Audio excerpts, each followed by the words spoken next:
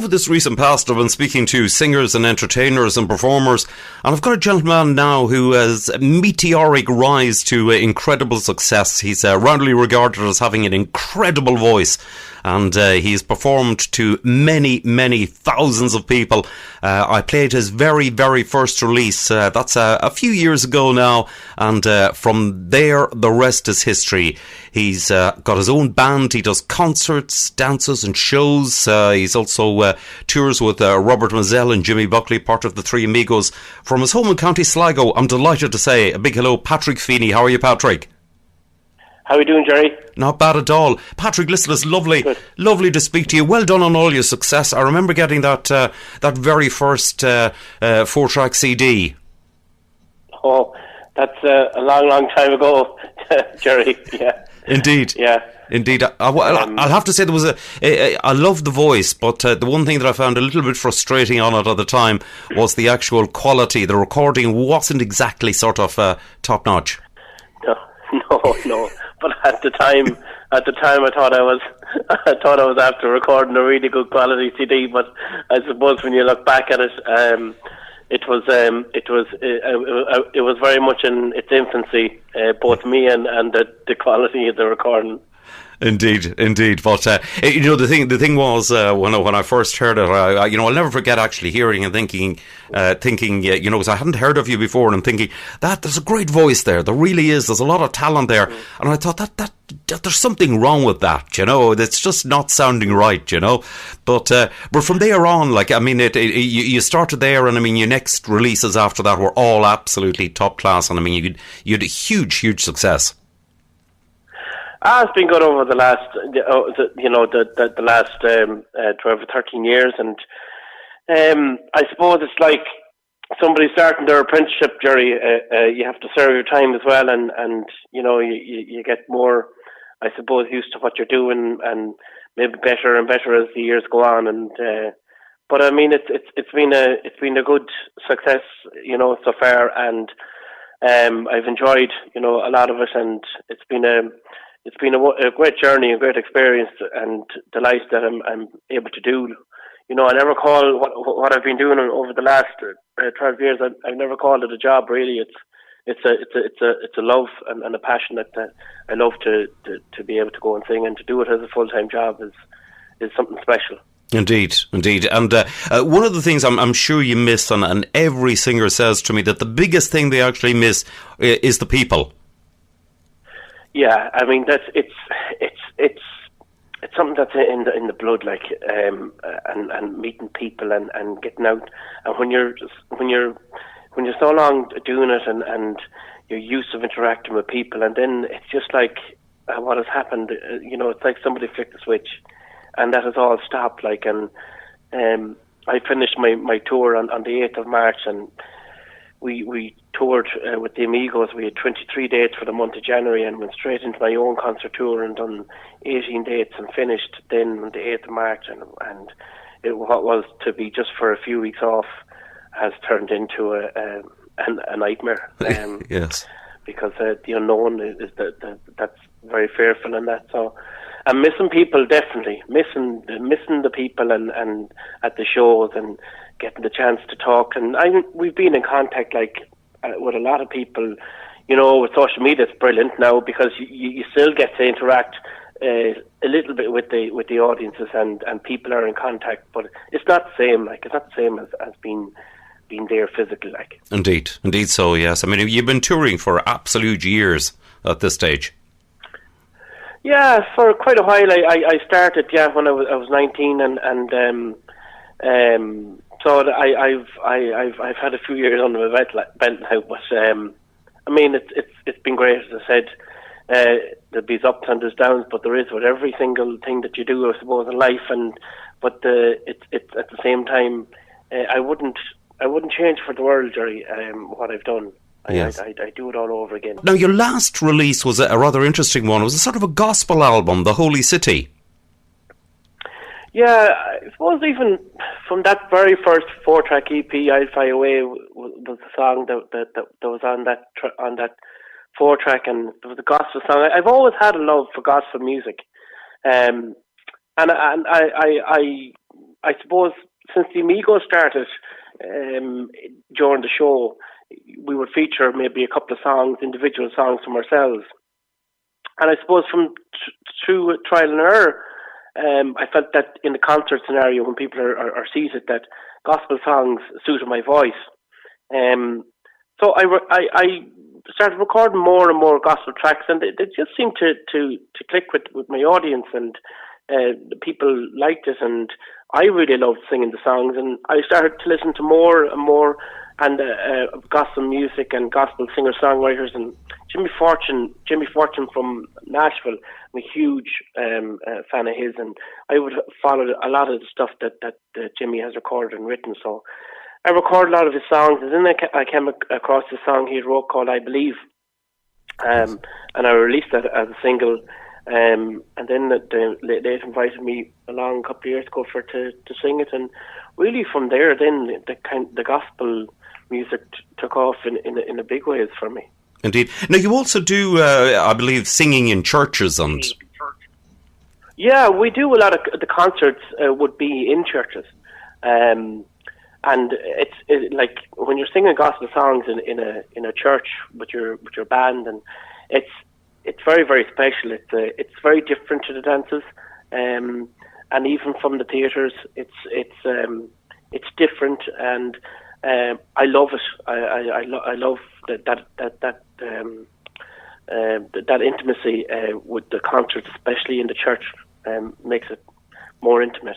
Indeed, yes, it's something very special about it. There's only a few singers have ever actually done it, and I must say, well done on the success of it all. And your voice, when I actually saw the first gospel song you recorded, like that may have been the Holy City, or I Believe, and I remember thinking, wow, this is a departure, but it certainly worked. Yeah, it's been something that I suppose I've always would have sang gospel songs that would be kind of country. I know, like gospel and country would cross over a lot, but then when the likes of the Holy City, it was a song that I was wanting to do, but to be honest, I was afraid to do it. I didn't think I'd have the capability, because it's a big, big song, and yes. I had it put down roughly in the studio maybe about 4 or 5 years ago, and then Jonathan Owens in the studio said to me last year, look, if you're doing this album, the gospel album, you have to put the Holy City on it, and so we kept working away on the song, and but it is a big song, and thankfully it just worked, and I was delighted that I'd done it, and it led me on to singing more of that type of music, Bring 'Em Home, and Song for Bernadette, and just it's a little bit of departure from the country music, but I incorporate in the show, in the gospel show, the country music as well, right? Because I wouldn't be where I am today without it. Yes, and I must say the Holy City is one of those songs that is absolutely huge. I can understand the daunting prospect of trying to record it, but your voice was well capable. You certainly had the ability to do it, and it certainly comes across absolutely fantastic on the album. Thank you. It's a beautiful song, and you can't but not get carried away in the song when you are singing it, and you definitely want to have your 8 hours of sleep got, Jerry, before you sing that song. Yes, definitely, and maybe 9 if possible. Listen, you had huge success with Redhaired Mary, and also PJ Murray's Soldier On. They were the arrangement you did on them was absolutely astounding. They are still incredibly popular.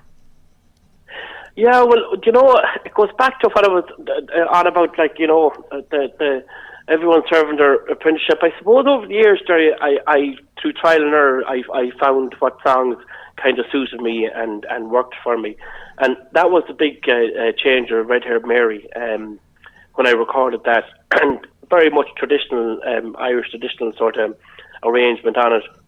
Yes. And a great song, and a real golden oldie song, and that really it clicked for me at the dances. And after that, then I kind of recorded songs in that same kind of genre, like A Place in the Choir, and yes. then Soldier On, and those songs just suit me at the dances, and the punchers and the people coming, they really, really like it.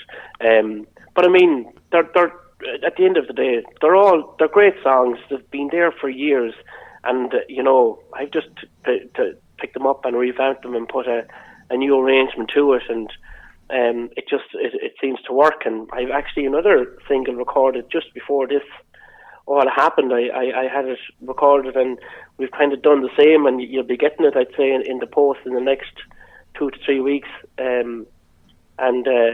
It's really turned out well, so I'm excited about this one as well. Right, excellent. But I know that one of the things which happened with Redhaired Mary was people doing jiving absolutely loved it. It had a great driving, jiving beat. Yeah, the tempo has been good, and particularly on that Redhaired Mary and so on around. Yes, and a lot of that is down to Jonathan Owens in the studio. Jonathan has a great ear in him for music, but he's a great sense as well for what the people would like at the dances, and he's able to arrange it and the tempo wise for jiving, and he hit the nail on the head there. Certainly did. It was a song that all certainly hit the nail on the head. You've recorded, Patrick, over those number of years a huge amount of songs. Yeah, there's been a lot of albums in the space of 13 years. There's been, I think, 11 albums altogether. Yes. So yeah, and then we recorded 5 albums with the Migos. So there's been a good bit of recording, but it's very important, though, Jerry. Like, and no one knows it any better than yourself.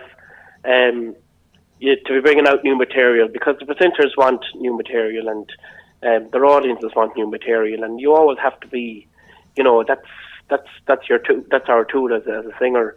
Is your songs, and you always have to be kind of thinking, trying to think what will work and think of new material, and it's kind of got to that stage. I suppose maybe years ago, you would have got away with maybe recording an album every 3 or 4 years, but it's nearly like we'd record nearly an album now every year, and you'd feel that you need to be doing that. You need to be bringing out 3 or 4 singles in a year, because the presenters want that, because their audiences want it. Yes, which is good. Indeed. Great.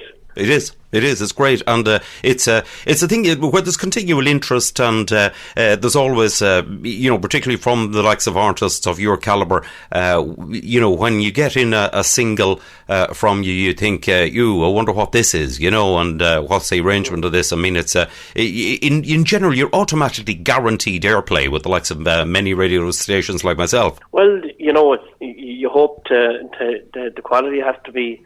Quality has to be good, and you know what really the presenters are going to be looking for, and the bar has risen over the years as well. So and studios has improved, and the quality has improved, and so you have to be that's what you have to be producing. And for me as an artist, I suppose I have to lay my trust in Jonathan Owens, who would do all of my work in the recording studio and produce it, and I have the responsibility of hopefully picking a good song, and I kind of try to stick to what I feel has suited me in the past, and that has gone down well, and maybe follow on. Yes. Different sort of different style or different sort of genre of it. Yeah, and then there's always kind of there's a little bit, you're a little anxious and you're a bit, I suppose, uptight when you're bringing out like new material, like the gospel album. But I suppose when I brought out I Believe and the Holy City, the kind of reaction I got at the audiences with the concerts, I knew that they'd accepted and they liked it, because I definitely didn't want people to think I was going away from country music, which I wasn't. But it's nice to have that diversity, and Indeed. I'm delighted that I'm involved with the Migos, and it has allowed me to do concerts. And when you're in concerts, you can sing different songs that maybe not danceable. There may not be a jive or a waltz.